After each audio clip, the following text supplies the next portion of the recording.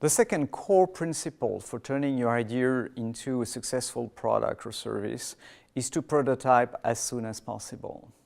That means build as early as possible a representation of your product, and the word is important. I'm saying a representation, not a version, not an unfinished version of your product, a simple representation of what your product is supposed to do so you can start as soon as possible to interact with potential customers.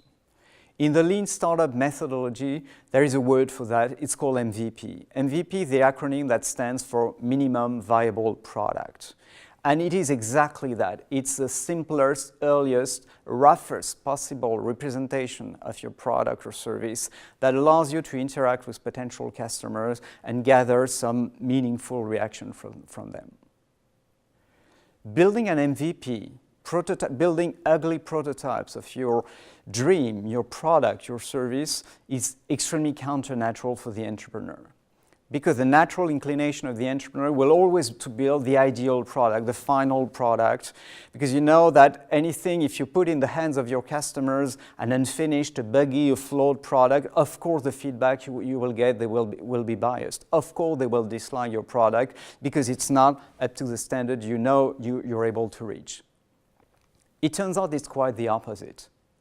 In order to design that ideal product, you need to incorporate in your design as early as possible relevant customer input. And in order to do that, you need to find ways to start interacting before the design, before the development of your product is done, to interact as early as possible with your customers.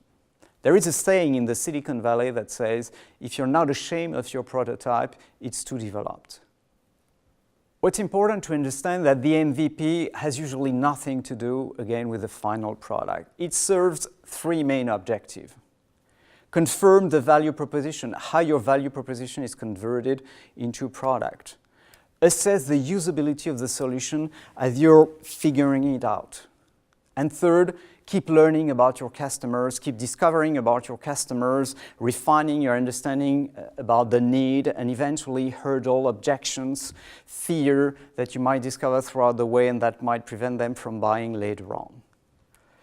Let me take three examples. You've all heard about Dropbox, the file-sharing website. It is a tricky example because if you transpose that question of the MVP to a file-sharing web service, you might think, how do you interact with your customers without developing the millions of lines of code it takes to put in play that service? The answer that Drew Houston, the founder of Dropbox, offered is very simple.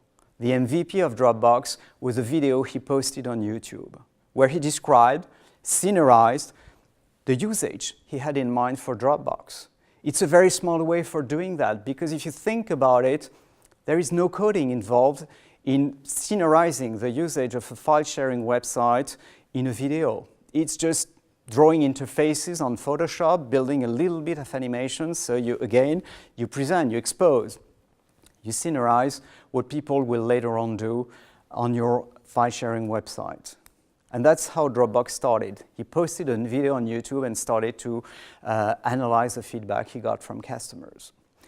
The video is listed on the related resource. On the related resources, we also offer two very interesting examples. The second one is a scientific instrument. Same thing, how can you prototype a scientific instrument without building the product and putting it in the hands of the scientists who will later on use it? It turned out that the MVP of that scientific instrument, a spectrometer to be precise, was actually a storyboard. Something like a cartoon, where same thing like Dropbox, they scenarize the usage of their spectrometer and offer that to customers so they could start reacting.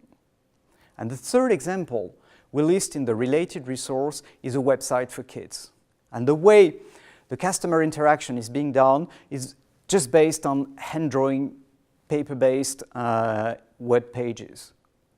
No coding, no computer. In the video, you will see the interviewer ask the little girl to use the pen as a mouse. And the beauty that when you interact with kids, that they have no problem in using a pen as a mouse if you set that as a rule.